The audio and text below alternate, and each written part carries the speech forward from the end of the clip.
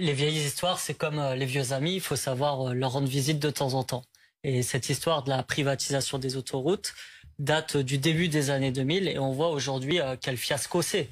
Il y a eu 24 milliards d'euros de dividendes aux actionnaires depuis qu'on a privatisé les autoroutes. Alors c'est pas une vraie c'est pas une privatisation. Il est temps que cet argent rentre réellement dans le bien public. Parce qu'aujourd'hui, moi par exemple, je suis élu de Toulouse. Si vous voulez faire un Toulouse-Paris en voiture, c'est 50 € aller pour payer l'autoroute. Plus vous avez le prix de l'essence. Donc il y a beaucoup de gens pour qui c'est un frein aussi pour partir en vacances. C'est pourquoi, dans un premier temps, on pourrait rendre gratuites les autoroutes, demander aux concessionnaires, effectivement, de rendre gratuites les autoroutes pendant les périodes scolaires. Et puis après, il faut, des vacances faut regarder contrat par contrat pour une rétrocession publique des autoroutes, comme ça a été fait d'ailleurs. Ah, vous faites une proposition concrète. Oui. Vous demandez la gratuité des autoroutes je pense que pendant les vacances scolaires. Je pense que ce serait un geste, vu la crise inflationniste qu'on connaît, qui serait un strict minimum pour permettre à beaucoup de gens de pouvoir partir en vacances. Et le fait que des gens puissent partir en vacances, c'est aussi réinjecter de l'argent dans l'économie populaire.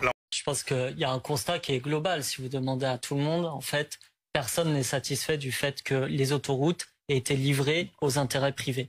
Et vous voyez bien qu'aujourd'hui, prendre la route, c'est devenu une galère pour beaucoup de gens. Et il y a quelque chose de symptomatique qui est arrivé dans l'actualité récemment. C'est ce qui se passe avec Total. 17,7 milliards d'euros de bénéfices au premier semestre 2022. On apprend dans le même temps que Total n'a pas payé d'impôt sur les sociétés.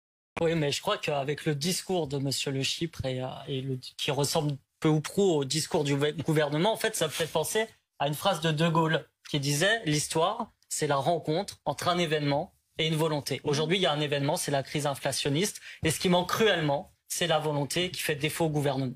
Les lois du marché dont fait état cet avocat, pour nous, c'est en dessous des lois collectives et publiques de l'intérêt public. Et l'intérêt public, c'est qu'à un moment, on reprenne la main sur nos autoroutes pour qu'elles coûtent moins cher aux contribuables et puis pour reprendre la main sur un bien public de transport qui est important en France.